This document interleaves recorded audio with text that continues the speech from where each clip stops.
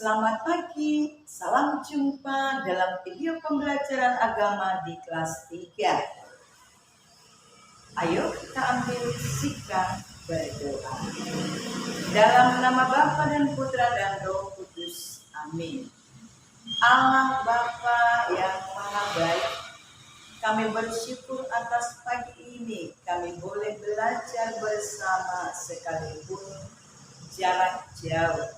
Berkati kami supaya kami boleh bersemangat mengikuti pelajaran pada hari ini, sehingga kami boleh paham dan mengerti apa yang kami pelajari sepanjang hari ini.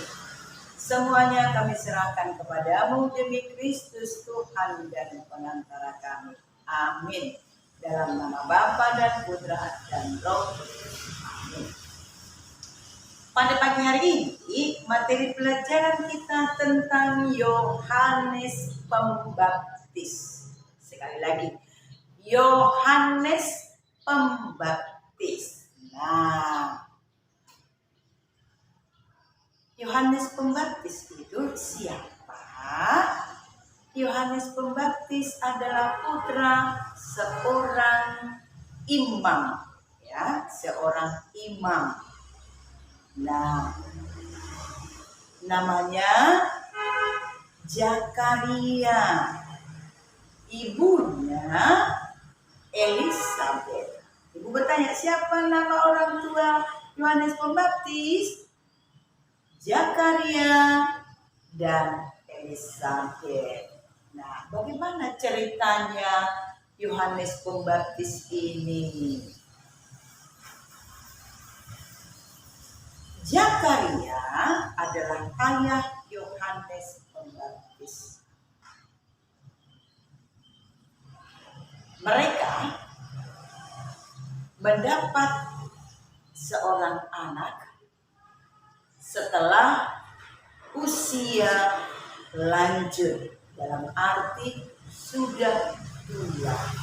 Nanti boleh kita baca dalam Injil Lukas bab 1 ayat 5 sampai dengan ayat 25 dan ayat 57 sampai dengan ayat 66 dan bab 3 ayat 1 sampai 20. Jadi kitab suci yang mau kita baca sangat panjang. Tapi Ibu harap kamu nanti semuanya membacanya dengan cermat. Oke, baik. Zakaria mempunyai giliran untuk membawakan ibadah, ya, ibadah dalam bait Allah, ya. Lalu dia masuk ke dalam bait Allah. Pada saat dia masuk ke dalam bait Allah, dia berdoa, malaikat Tuhan muncul di hadapannya, ya, dan berkata kepada Zakaria bahwa ia akan diberikan keturunan. Dia akan mendapatkan sukacita yang luar biasa karena dia akan memperoleh seorang anak, ya. Dan anak itu nanti akan diberikan. Tetapi Zakaria kurang percaya apa yang disampaikan oleh malaikat Gabriel itu kepada. Nah, maka dia berkata kepada malaikat Gabriel, apakah sebagai tandanya bahwa aku akan mempunyai keturunan, atau bahwa istriku akan mengandung? Nah, lalu malaikat Gabriel berkata, sebagai tanda bagimu bahwa istrimu akan mengandung, maka engkau tidak dapat berbicara. Engkau akan menjadi seorang yang bisu sebelum engkau memberi nama putramu itu Yohanes.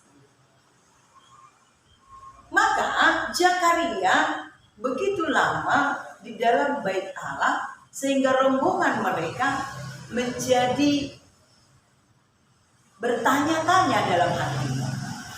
Berarti Zakaria itu sedang berbicara dengan Allah. Maka orang banyak, rombongan daripada Zakaria itu menanti-nanti di luar untuk mendengarkan apa yang akan terjadi. Lalu Zakaria keluar dari bait Allah. Saat dia keluar, dia tidak dapat lagi berbicara. Karena memang Allah memberikan hukuman kepada Zakaria karena tidak percaya akan perkataan Allah melalui malaikat Gabriel. Dan ternyata setelah sepulang dari berdoa itu, tidak lama kemudian istrinya pun